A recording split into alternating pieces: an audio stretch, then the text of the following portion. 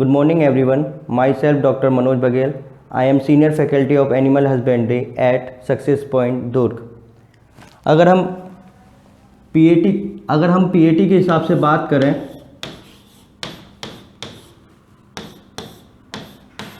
तो बेसिकली इसके अंदर physics,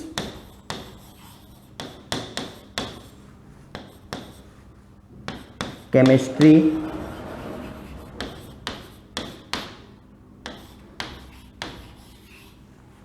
biology,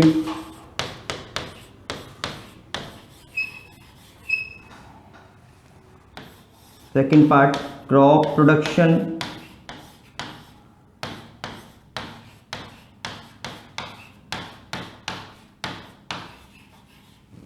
third part animal husbandry और AH we can say. Total marks 180, 20 marks of physics, chemistry 20 marks, biology 20 marks, crop production 60 marks and 60 marks animal husbandry। तो हम बोल सकते हैं लगभग 60/180 means 33% of total paper animal husbandry.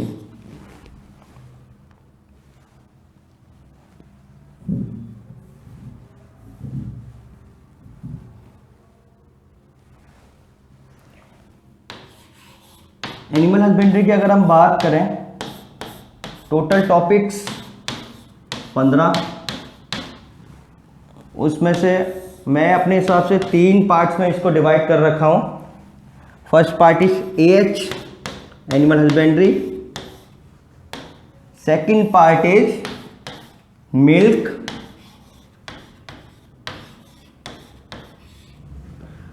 Third part is poultry farming.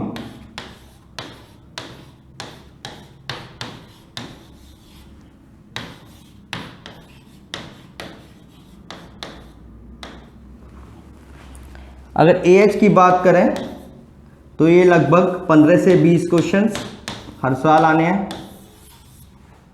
Milk की बात करें तो इसमें लगभग 25 से 30 क्वेश्चंस हर साल आने हैं। पोल्ट्री की बात करें तो 15 से 20 क्वेश्चन ये हर साल आने हैं।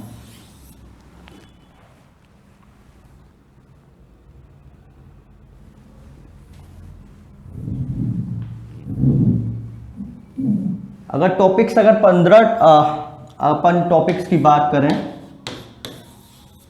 तो उसमें से एएच के एनिमल हस्बेंड्री के अपने पास कितने टॉपिक्स हैं? 7 टॉपिक्स हैं। मिल्क के अगर हम बात करें कितने टॉपिक्स हैं? 5 टॉपिक्स हैं। और पोल्ट्री की बात करें तो कितने टॉपिक्स हैं? 3 टॉपिक्स हैं।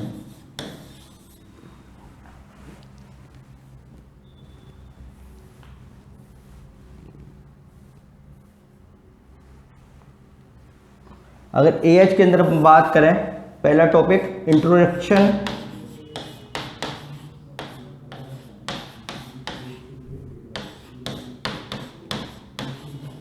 या परिचय,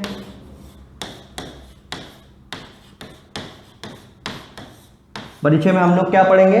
कुछ डिफरेंट डाटाज के बारे में हम लोग जानेंगे कि क्या ट्रेंड है, मिल्क प्रोडक्शन कितना है, पोल्ट्री प्रोडक्शन कितना है अपने कंट्री में, किस राज्य का सबसे ज़्यादा है, ये सब अपन जान लेंगे। अब इंडियन इकोनॉमी में एनिमल हस्बेंड्री का कितना योगदान है, ये सब हम इस टॉपिक में जानेंगे। ठीक है। फिर उसके बाद हम लोग पढ़ेंगे फिजियोलॉजी,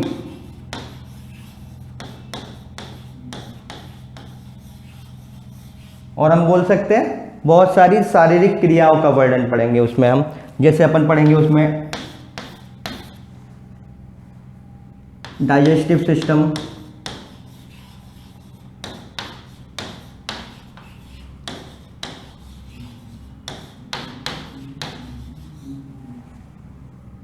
पाचन तंत्र,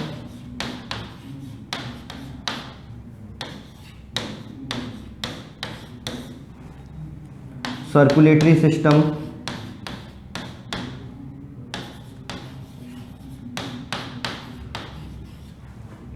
परिसंचरण तंत्र,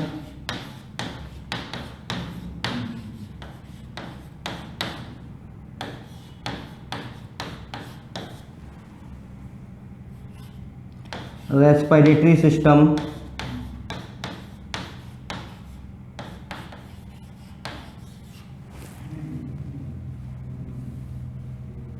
रेस्पिरेटरी सिस्टम,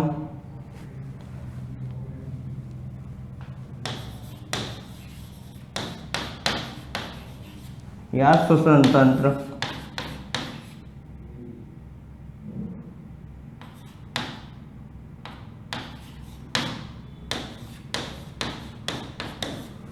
लास्ट और important female जेनेटिक्लियर,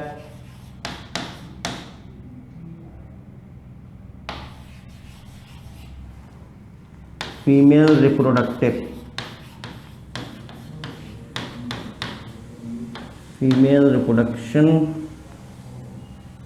and milk production.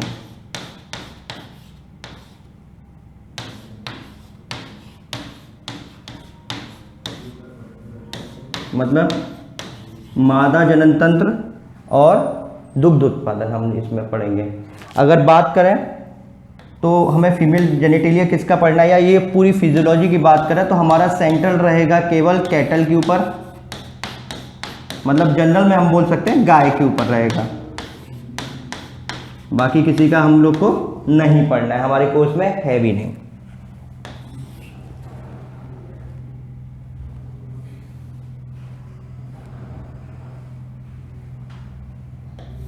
फिर उसके बाद हम लोग नस्ल पढ़ेंगे, ब्रीड। ये बहुत इंपॉर्टेंट टॉपिक है, 1 या 2 क्वेश्चन हर साल आने होते हैं इससे, और मेनली ब्रीड्स में भी क्रॉस ब्रीड के सबसे ज़्यादा क्वेश्चंस आते हैं। अगर हम NBAGR के हिसाब से बात करें, ये बाद में आपको क्लियर कर देंगे, तो टोटल रजिस्टर्ड ब्रीड है 197। ये सब हम बाद में पढ़ेंगे, ये क्वेश्चंस हैं। उसके बाद में हम लोग पढ़ेंगे फीडिंग,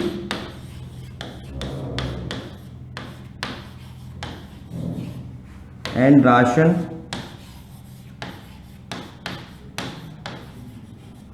मतलब पशुओं का खान पान।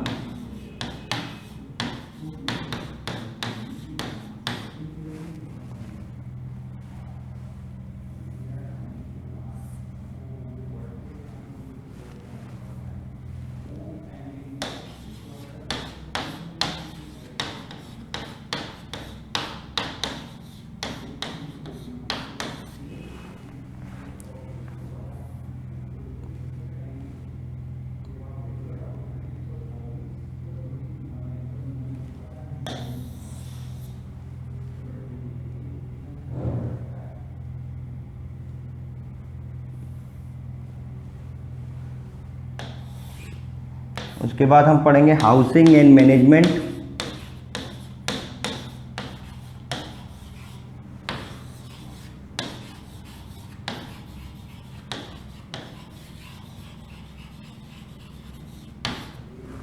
मतलब कैसे हमको उनके पशुगृह बनाने हैं और उनका प्रबंधन कैसे करना है, ये बहुत ज़रूरी है।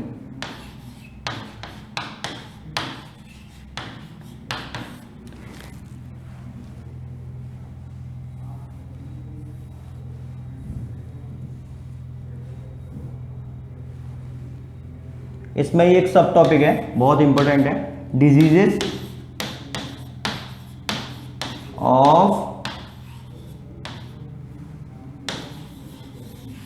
एनिमल्स।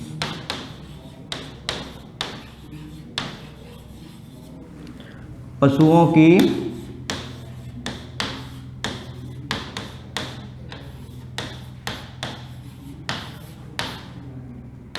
विभिन्न डिफरेंट डिजीजेस के बारे में हम जानेंगे, विभिन्न बीमारियां।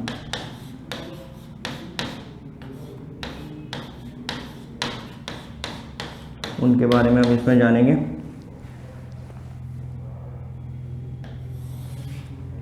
इसके बाद आइडेंटिफिकेशन एंड जजिंग,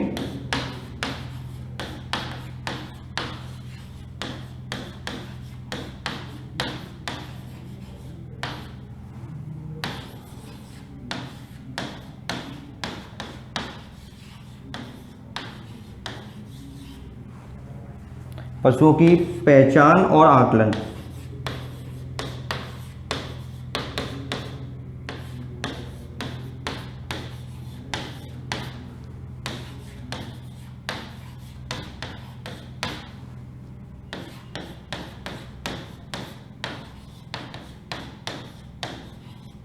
कैसे हम लोग पशुओं को पहचानने के विभिन्न तरीके और कैसे उनका आकलन करेंगे कि इसका प्रोडक्शन या इस पशु का उत्पादन अधिक रहेगा या इसका कम रहेगा।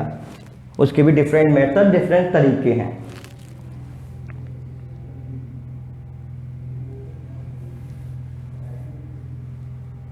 उसके बाद एनिमल ब्रीडिंग,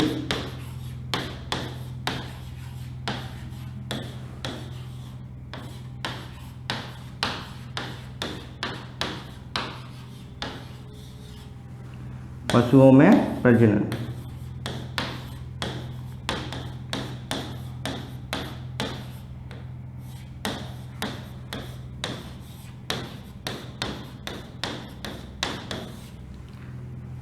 इस सब टॉपिक के अंदर अपन पढ़ेंगे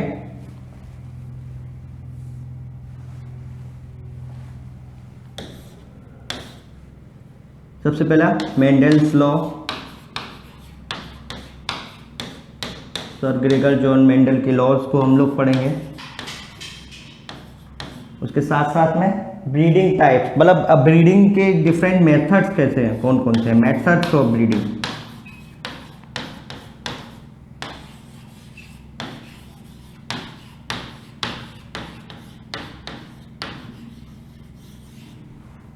ठीक है, एएच में बस इतने ही टॉपिक्स हैं। अगर एएच के अगर हम बात करें तो शुरुआत से हम लोग बात करते हैं एक बार,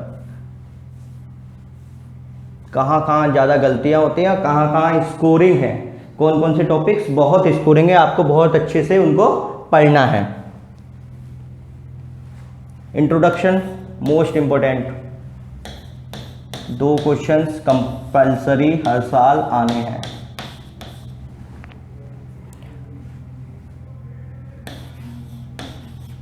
फिजियोलॉजी से एक क्वेश्चन मैक्सिमम से मैक्सिमम, वो भी मेनली आएगा आपका डाइजेस्टिव से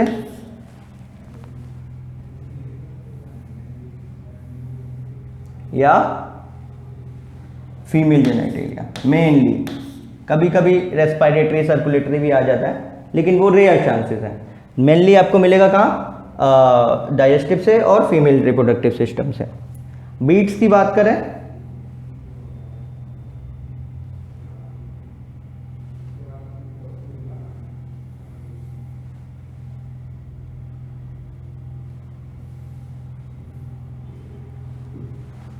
ब्रीड्स की बात करें, ब्रीड्स से आपको 2 क्वेश्चंस मिल जाएंगे हर साल, लेकिन हर साल ये 2 क्वेश्चंस आपको मिल जाएंगे। और मेनली उसमें एक क्वेश्चन आपका नॉर्मल ब्रीड से रहेगा, उनका ट्रैक पूछेंगे, और अगला क्वेश्चन रहेगा उनका क्रॉस ब्रीड से रहेगा कि ये किस किस से क्रॉस ब्रीड बनी है या कहाँ बनी है या ये किसकी क्रॉस ब्रीड है।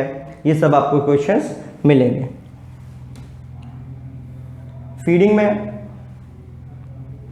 ज़्यादा नहीं, 1 से 2 क्वेश्चन। हाउसिंग में लगभग 2 से 3 क्वेश्चंस आपको मिल जाएंगे हर साल। ठीक है,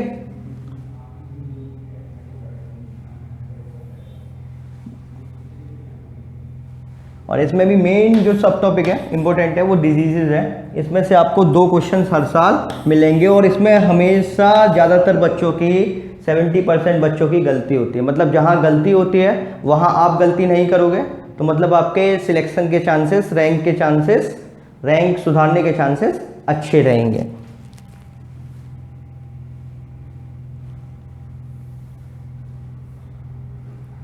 आइडेंटिफिकेशन से 2 से 3 क्वेश्चन हर साल।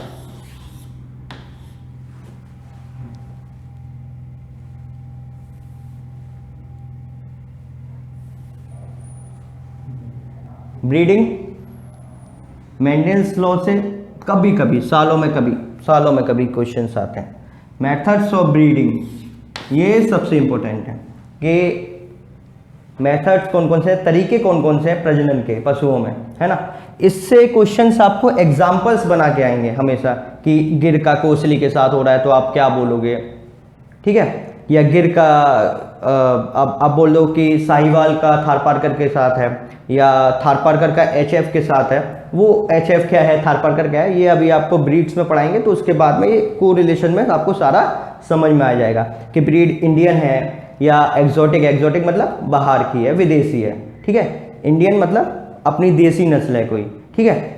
अब ब्रीड कैसी है, एनडी है मतलब नॉन डिस्क्रिप्ट है, मतलब उसके बारे में आपको ज़्यादा रजिस्ट्रेशन उनका एनबीजीआर में नहीं हुआ है। वो 197 जो ब्रीड में बताया उससे बाहर ब्रीड है ना, जो देसी यहाँ वहाँ घूमती रहती है बस, ठीक है। तो उस हिसाब से वो एग्जाम्पल्स आपके लिए सेट करेंगे और आपके लिए क्वेश्चंस उसमें इस हिसाब से बनने लग गए हैं इस बार। और ये इसमें से लगभग 2 क्वेश्चंस आने हैं और इसको लगभग 90% बच्चों से गलतियां होती हैं, ये आप मान लीजिए। कहीं ना कहीं छोटी मोटी गलतियां रह जाती हैं क्योंकि ये ब्रीडिंग, अगर मेथड्स ऑफ ब्रीडिंग आपको पढ़ना है तो इसमें बहुत छोटी छोटी माइन्यूट मतलब अंतर है, बहुत ज़्यादा आपको अंतर नहीं मिलेगा कि उसकी डेफिनेशन में थोड़ा अंतर है, उसके डेफिनेशन में बहुत ज़्यादा अंतर है, तो ऐसा आपको नहीं मिलेगा। बहुत माइन्यूट से आपके अंतर मालूम पड़ेंगे और वो माइन्यूट अंतर आपको पकड़ने हैं, थोड़े छोटे जो अंतर है, जो डिफरेंसेस हैं, आपको वो पकड़ने हैं और उस हिसाब से अपने क्वेश्चंस को सॉल्व करना है। 90% नहीं कर रहे हैं मतलब आपके रैंक सुधारने के जो चांसेस हैं वो ज़्यादा बढ़ गए, ठीक है। सिलेक्शन के चांसेस हैं ज़्यादा बढ़ गए, मतलब ये कंपटीशन है, यहाँ ये नहीं है कि आप इतने मार्क्स ले आए तो आपका सिलेक्शन श्योर है ना। आपको दूसरे से आगे ज़्यादा लेके आना है। तो मतलब जहाँ दूसरे गलती करते हैं, जो हार्ड टॉपिक्स हैं, जो थोड़े कठिन हैं, तो उस जगह अगर आप मेहनत करते हैं तो आपके चांसेस सिलेक्शन के बढ़ते हैं और साथ साथ रैंक के सुधरने के भी चांसेस बढ़ते हैं, अच्छे कॉलेजेस के भी आपके चांसेस बढ़ते हैं, ठीक है।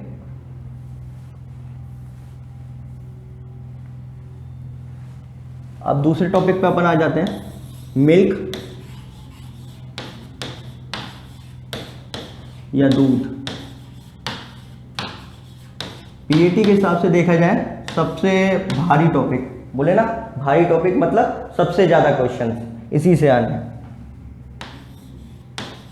25 से 30, इतने तो एक एक सब्जेक्ट में नहीं रहते हैं, ठीक है। इसके टॉपिक्स हैं जैसे सबसे पहले इंट्रोडक्शन या परिचय में अपन पढ़ेंगे, फिर उसके बाद में अपने लिए सबसे इंपॉर्टेंट है क्या, व्हाइट रिवॉल्यूशन,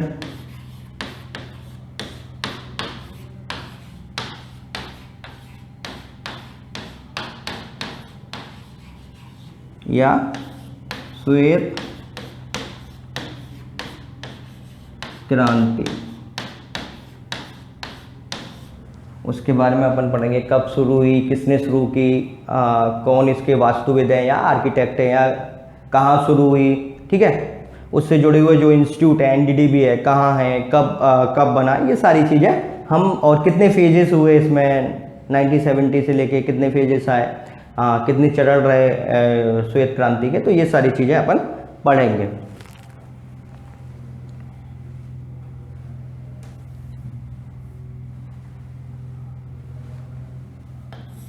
दूसरा टॉपिक है दूध के घटक,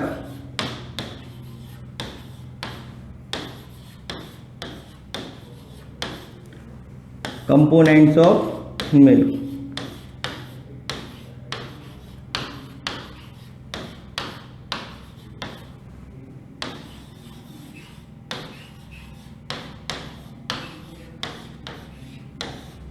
ठीक है।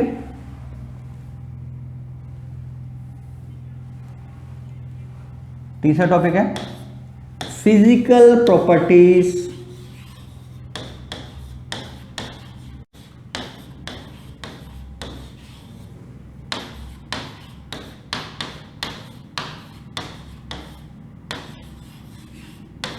ऑफ मिल्क, मतलब दूध के भौतिक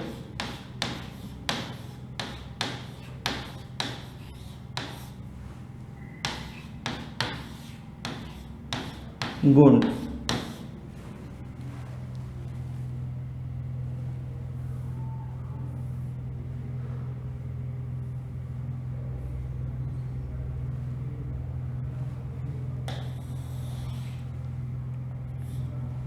फिर टॉपिक से अपने factors affecting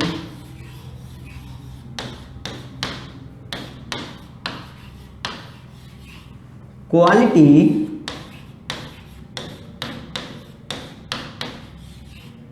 and quantity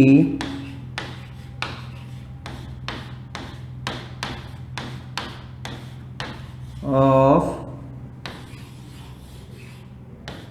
milk, मतलब दूध के क्वालिटी, मतलब दूध की गुणवत्ता और उसके अमाउंट क्वांटिटी को अफेक्ट करने वाले डिफरेंट फैक्टर्स या डिफरेंट कारक, ठीक है, उनके बारे में अपन पढ़ेंगे।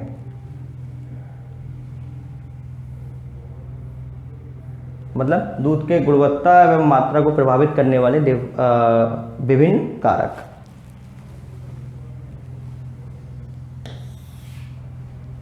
उसके बाद अपन पढ़ेंगे डिफरेंट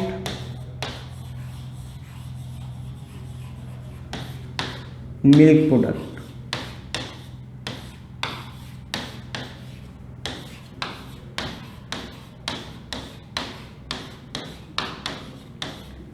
एंड डेयरी मैनेजमेंट।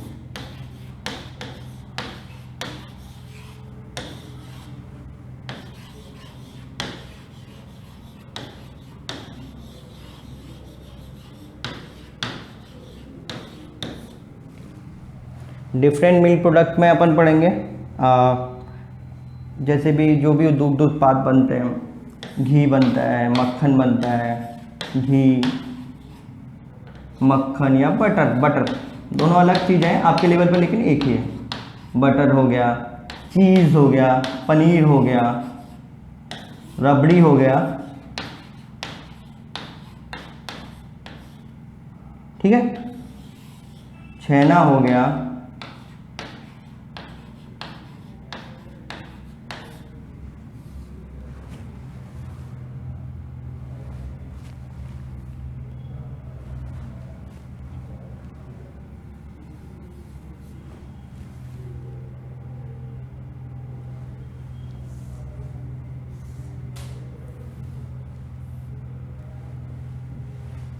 छेना हो गया, कुल्फी हो गया, ये सब अपन को पढ़ने हैं, ठीक है। डेयरी मैनेजमेंट में बेसिकली हमको ध्यान देना है डेयरी की साफ सफाई कैसे करनी है, उसकी क्लीनिंग कैसे करनी है, और उसमें से भी एक ही क्वेश्चन बनता है, वो उसके डिटर्जेंट के ऊपर आता है कि डिटर्जेंट की क्वालिटीज़ कैसी होनी चाहिए, कौन कौन से डिटर्जेंट की टाइप्स हैं, ये सारी चीज़ें अपन पढ़ेंगे। अब मिल्क के अंदर अपन बात करें कौन कौन से सारे टॉपिक्स इंपॉर्टेंट है। अगर मिल्क की बात करें सारे टॉपिक्स बहुत इंपॉर्टेंट है, लेकिन बहुत इंपॉर्टेंट मैंने बहुत बहुत ज़्यादा कौन कौन से इंपॉर्टेंट है वो अपन को देख लेने हैं। व्हाइट रेवोल्यूशन, एक क्वेश्चन, एक से दो क्वेश्चन कभी कभी।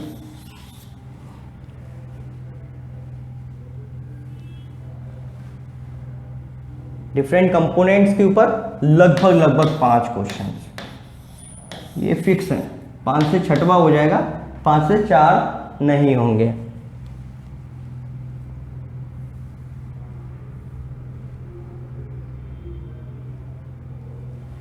फिजिकल प्रॉपर्टीज के बारे में बात करें तो इसके अंदर आपको लगभग 5 क्वेश्चंस आपके फिक्स हैं इसके भी, ये भी बहुत इंपॉर्टेंट टॉपिक है।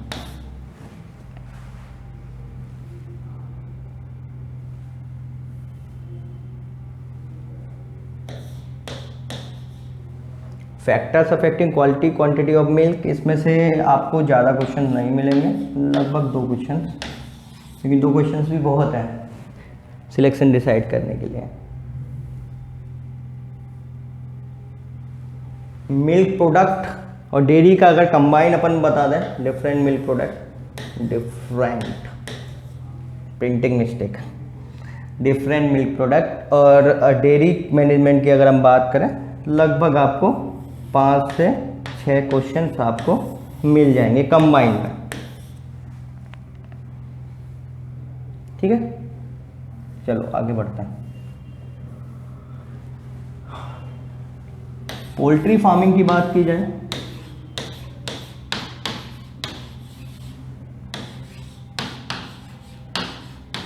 छोटा सा टॉपिक दिखता है लेकिन क्वेश्चंस बहुत है, उस हिसाब से 15 से 20 क्वेश्चंस। ठीक है, अगर मैं हाँ जो क्वेश्चंस बताए हो कि नहीं इतने ही क्वेश्चन आने, ऐसा नहीं है, ये मेरा पुराने पेपर्स का एनालिसिस है, उस हिसाब से मैंने अपना ये डाटा तैयार किया है कि ऐसे ये इतने क्वेश्चंस आते हैं। ये ट्रेंड है, लेकिन ट्रेंड कभी भी अलग भी हो सकता है, लेकिन जनरली ऐसा ही रहता है। जितने सालों से मैं देख रहा हूँ, 3-4 साल से तो मैं ही देख रहा हूँ, तो लगभग वही ट्रेंड चल रहा है कि मिल्क से मैक्सिमम क्वेश्चंस रखने हैं, एनिमल हस्बेंड्री और पोल्ट्री से थोड़ा बराबर बराबर, लगभग ऐसा ही चलता है और ऐसा ही चल रहा है। होप सो आपके लिए भी ऐसा ही रहे। पोल्ट्री फार्मिंग में इंट्रोडक्शन,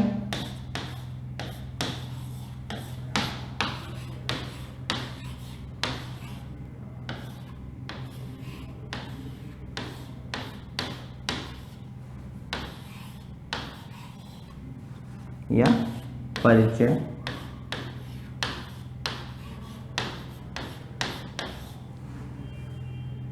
उसकी डिफरेंट ब्रीड्स,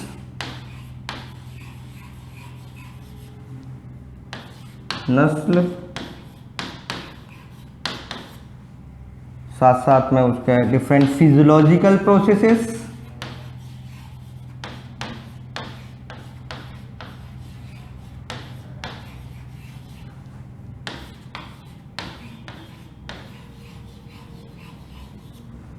ठीक है, अलग अलग शारीरिक क्रियाएं, उनका भी वर्णन कि मुर्गी कैसे सांस लेती है। मेनली अगर अपन पोल्ट्री की बात की जाए तो अपन का जो मेन सेंटर रहेगा वो चिकन के ऊपर रहेगा,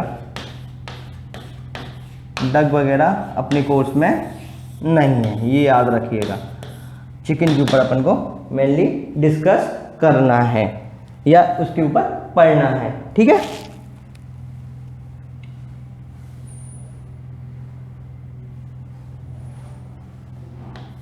उसके बाद में उसका feeding,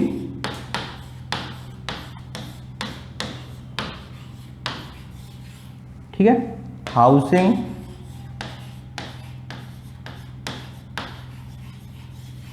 and then last topic diseases, बीमारियां। मुर्गियों की डिफरेंट बीमारियां होती हैं, विभिन्न प्रकार की बीमारियां होती हैं, उनको अपन को पढ़ना है।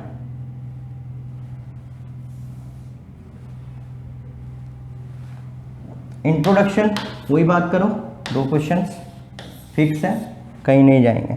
ब्रीड्स में बात करो, 2 से 3 क्वेश्चन फिक्स है, कहीं नहीं जाएंगे। फिजियोलॉजी में अपन अगर बात करें तो अपन को ज़्यादा क्वेश्चंस नहीं मिलेंगे, इसमें 1 क्वेश्चन मिल गया, या कभी कभी जीरो भी हो जाएगा, कभी 1 क्वेश्चन, ज़्यादा क्वेश्चंस नहीं है, लेकिन टॉपिक है अपने सिलेबस में तो अपन को उसको पढ़ना है। फीडिंग की बात करें तो फीडिंग में आपको 2 से 3 क्वेश्चंस आपको हर साल मिल जाएंगे। हाउसिंग की बात करें उसमें भी 2 से 3 क्वेश्चन। डिजीजेस की बात करें तो 3 से 4 क्वेश्चंस आपको हर साल मिल जाएंगे। ठीक है, ये तो वही सिलेबस की अपन जनरल सिलेबस की बात कर लिया।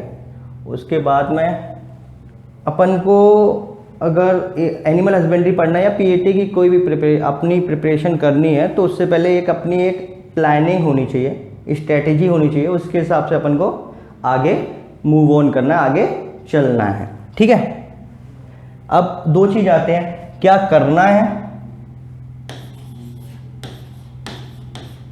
ठीक है, और क्या नहीं करना है।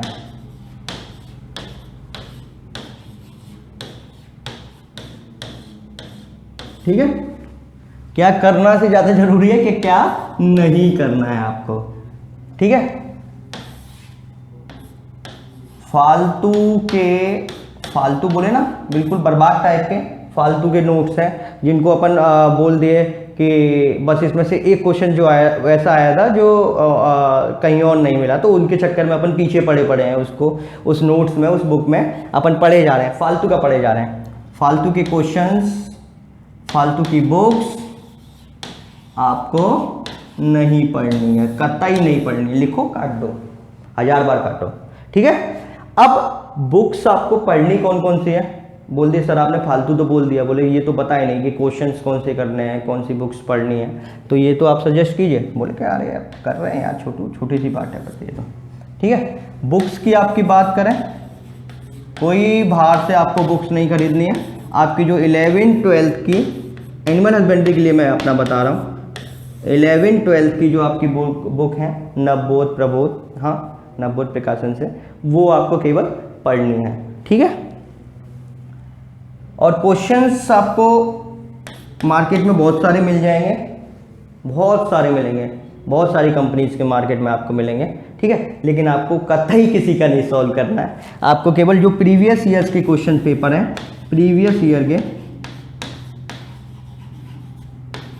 या जो पुरानी सालों के आपके जो क्वेश्चंस हैं जो आए हुए हैं, केवल वो ही सॉल्व करना है। उसके लिए हम लोग की कोचिंग से भी एक बुक है समाधान, आप उसको भी ले सकते हैं, समाधान को ले सकते हैं। ये आपके ऊपर है, आपकी मर्जी है, आप लेते हैं नहीं लेते हैं वो आपकी मर्जी है। लेकिन वहाँ हम लोग ने इकट्ठा करके सारे क्वेश्चन रखे हैं, लेकिन हाँ उसमें थोड़ी थोड़ी प्रिंटिंग्स की मिस्टेक्स हैं या कुछ क्वेश्चंस में मिस्टेक्स हैं, वो अपन सुधरवा देंगे क्लासेस के टाइम पर। जब भी हम लोग एंड में जब समाधान पूरा हम रिवाइज करेंगे कोर्स, तो उस समय सारे क्वेश्चंस को डिस्कस करेंगे। ठीक है, तो उसके लिए आप ले सकते हैं, ये आपकी मर्जी है। नहीं तो आपके पास प्रीवियस ईयर के कहीं रखे हुए हैं पेपर, या आपके किसी बड़े भाई के या कहीं से या नेट के थ्रू आपको मिल जाते हैं, है ना, तो आप उनका भी यूज कर सकते हैं, सेम बात है। लेकिन ये जरूरी नहीं है कि आप समाधान ही खरीदें, ऐसा कोई जरूरी नहीं है, लेकिन ले सकते हैं, आपकी मर्जी है।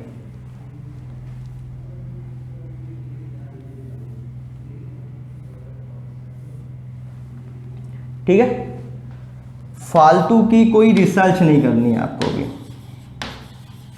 खोजबीन पे ध्यान मत दो, फालतू के क्वेश्चंस के पीछे ना पड़ो। पीएटी की अगर अपन बात करें, हर साल जो ट्रेंड रहता है, लगभग 50 क्वेश्चंस के अबव आपको नोट्स से मिल जाएंगे, कोई क्वेश्चंस बाहर नहीं जाएंगे। 50 क्वेश्चन से ऊपर आप आराम से, अगर नोट्स अच्छे से पढ़ रहे हैं तो आप कर सकते हैं। 50 में से 5 क्वेश्चंस आपको एक्स्ट्रा जब ऐड हो जाएंगे जब आप बुक्स को पढ़ेंगे, 11th-12th की बुक्स को पढ़ेंगे, 5 क्वेश्चंस आपके और ऐड हो जाएंगे। बुक्स में भी आपको मेनली क्या पढ़ना है, टाइम कम है, बोलो सर क्या पढ़ेंगे क्या नहीं पढ़ना है क्या, तो सीधे आपको क्या करना है, एंड में पहुंचिए और समरी के ऊपर ध्यान दीजिए, है ना। एंड में जो समरी रखी हुई है उसके आप नोट्स बनाइए अच्छे से, उसमें से बहुत से क्वेश्चंस मैंने देखा है हर साल फंसते हैं। ठीक है, और ये 5 क्वेश्चन के बाद 55 तो ये हो गए। अब बोले सर 60 का पेपर है और वो जो 5 क्वेश्चन आते हैं वो दिमाग खराब करने के लिए फालतू के क्वेश्चंस आते हैं, वो मेनली मैक्सिमम बच्चों से नहीं सॉल्व होते, मैक्सिमम क्या होते ही नहीं है वो क्वेश्चंस, वो इसलिए आते हैं कि आपका ध्यान भटका है, इन 55 से आपका फोकस हटाएं। ठीक है, आपको अगर सिलेक्शन चाहिए तो आपका और अच्छी रैंक चाहिए तो आपको इन 55 पे पहले ध्यान देना है, इन 5 पे बाद में। ठीक है, ये वो क्वेश्चन है टाइम आपका बहुत खाएंगे, सॉल्यूशन मिले ना मिले बात की बात है। तो लेकिन कुछ बच्चों का क्या रहता है कि यार नहीं सर हमको ये 55 से मतलब नहीं है, लेकिन जो कोई नहीं सॉल्व किया वो 5 क्वेश्चन हम सॉल्व करके आएंगे। तो चॉइस इज योर्स कि आप ये 55 लेना चाहते हैं या ये 5। ठीक है, फालतू की रिसर्च नहीं करनी है, फालतू के क्वेश्चंस बुक्स नहीं पढ़ने हैं, है ना। आपको करना क्या है, अब बात आती है आपको करना क्या है। करना क्या है, पहली बात प्रॉपर टाइम मैनेजमेंट।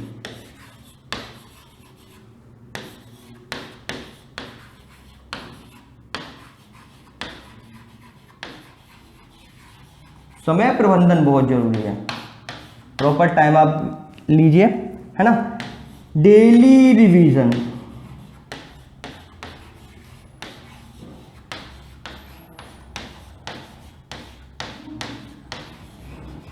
ये आपके लिए बहुत जरूरी है। रोज रिवीजन कीजिए, ठीक है, डेली रिवीजन आपका रहेगा, ठीक है। उसके बाद सबसे इम्पोर्टेंट चीज है ना, जिसको बोलो 5 स्टार चीज एकदम, जो आपको नोट्स प्रोवाइड हो रहे हैं और जो आपके टीचर्स हैं, सबसे इम्पोर्टेंट ये चीज है, आपको उन दोनों चीजों पे बहुत बहुत भरोसा रखना है। बोले गलत नहीं पढ़ा रहे हैं, ये बड़ी टेंशन रहती है बच्चों को, एंड तक बोले कि नहीं मेरे को समझ में नहीं आ रहा, और एक धारणा अपन एक थिंकिंग बना लेते हैं, टीचर्स गलत हैं, नोट्स गलत हैं, बर्बाद इंस्टीट्यूट, मतलब एक ऐसा एक सर्कल बन जाता, तो उसके चारों ओर वो लोग फिर घूमते हैं। वो सिलेक्शन तो दूर की बात है, बस वो यही डिसाइड करते रह जाते हैं कहाँ नोट्स कहाँ टीचर्स अच्छे हैं, यही सारी चीज़ें हो सकते हैं। हो सकता है कुछ टॉपिक्स आपको ना समझ में आए, हो सकता है किसी को बहुत अच्छे से समझ में आ जाए। तो सबसे पहले आपको ये डिसाइड रखना है कि अगर हम लोग की बात करें तो हम लोग के रिजल्ट्स बहुत अच्छे रहे हैं, पिछले साल भी हम लोग के टॉप 5 में थे बच्चे, उससे पहले भी फर्स्ट रैंक था हमारे यहाँ से। तो उन्हीं नोट से, उन्हीं टीचर से अगर दूसरा बंदा कर रहा है तो इसका मतलब आप जानते हैं गलती किधर आ रही है। तो आप देख सकते हैं, तो आपको ये टीचर्स और नोट्स वाली बात सबसे इम्पोर्टेंट है। आपको इन दोनों चीज़ों पे मैं देखता हूँ, पिछले सालों से भी देख रहा हूँ कि नहीं बच्चों को थोड़ा सा मतलब ये दिमाग में रहता है। तो आपको एक बहुत अच्छी बात कही है, आपको अपने टीचर्स और अपने बात करो दोस्त बड़े सोच समझ के बनाने चाहिए, है ना। तो आपने अगर एक बार चॉइस कर ली कि हाँ टीचर्स अच्छे हैं, मतलब अच्छे हैं तो अच्छे हैं, मतलब आपको ये नहीं सोचना है उनके बारे में कोई भी संशय है, वो वेल क्वालिफाइड है सबके सब, है ना, अपने अपने सब्जेक्ट के महारथी हैं, तो आपको कोई दिक्कत लेने की इसकी नहीं है, ठीक है।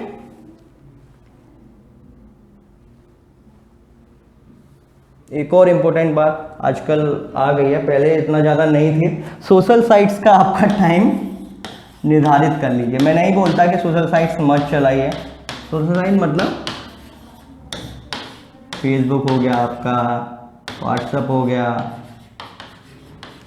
ठीक है, टेलीग्राम हो गया, स्नैपचैट हो गया, आजकल लड़कियों का स्पेशल रहता है ना, टिकटॉक, इंस्टा। तो जो भी लोग इनको चला रहे हैं तो एक टाइम डिसाइड कर लीजिए कि हमें इतने से इतने टाइम तक ही चलाना है, उसके बाद हम लोग यूज नहीं करेंगे, मतलब नहीं करेंगे तो बिल्कुल कतई नहीं करेंगे, ठीक है। इनके लिए एक टाइमिंग निकाल लीजिए आप, वरना पढ़ते वक्त केवल हमको पढ़ना है और सोशल साइट चलाते वक्त हमको सोशल साइट ही चलानी है, दोनों काम को बीच में नहीं करना है। आप अगर अभी पढ़ रहे हैं और उसी समय बस निकाले अरे व्हाट्सएप का मैसेज, तो ये सारी चीज़ें नहीं करनी है आपको, ठीक है। या लेक्चर्स के बीच में भी आपका चल रहा है, बोले कि नहीं हम लेक्चर देख रहे हैं, मोबाइल तो है ही हाथ में, चलो थोड़ा सा इंस्टा चला लें, तो ऐसा टाइप का आपको नहीं करना है। लेक्चर के टाइम पे मतलब वो पढ़ना है तो बस पढ़ना है, आपका एक टाइमिंग आपका डिसाइडेड होना चाहिए कि बस हम इतने टाइमिंग में ये सोशल साइट्स का टाइम चलाएंगे, 1 घंटा बहुत होता है, ठीक है। और अभी तो मैं बोलूँगा कि ना भी चलाओ तो ज़्यादा बढ़िया है ना, टाइमिंग आपके लिए आपके पास कम है, ठीक है। क्रैश का टाइमिंग है, टाइमिंग आपके लिए कम है, 2 महीने 3 महीने, जब भी मतलब ये हालात थोड़े ठीक होते हैं कोविड से, तो उसके बाद में चीज़ें सामान्य होंगी तो पेपर आपके जल्दी होंगे, तो इसलिए आप ना चलाएं तो ज़्यादा ठीक है। अभी केवल पढ़ाई पे ध्यान दें। कॉलेज के लिए भी कुछ चीज़ें छोड़नी चाहिए ना, ठीक है। चलो, कि आपके जो भी डाउट्स होंगे या कोई भी सजेशंस होंगे लेक्चर्स के लिए, तो आप कमेंट बॉक्स में कर सकते हैं, अपन आगे उसको देखेंगे। और हाँ, आखिर में एक मेन बात मैं आपको बोलूँगा, stay safe, stay at home, और आपको प्रॉपर मास्क यूज करना है। मास्क आपके पास नहीं है, अगर ये N95 मास्क है, मास्क आपके पास नहीं है, तो आप कपड़े का भी यूज कर सकते हैं। और प्रॉपर सोशल डिस्टेंसिंग आपको अभी रखनी है, घर में ही रहें अभी, ठीक है, जब तक गवर्नमेंट की गाइडलाइंस ना आ जाए, ICMR की गाइडलाइंस ना आ जाए, है ना। अभी बोल रहे हैं कि कुछ एक डिस्ट्रिक्ट्स में अगर केसेस नहीं है तो हम लोग मतलब बाहर घूमना शुरू कर दें, ऐसा नहीं करना है। अभी केसेस नहीं है तो मतलब उनकी टेस्टिंग नहीं हो पाई है, कुछ केसेस शायद अंदर भी हो सकता है, तो इसलिए आप थोड़ा घर में ही रहें, है ना, सेफ रहें, जब तक कोई ज़रूरी काम ना हो, जब तक बाहर ना निकलें, ठीक है। Thank you.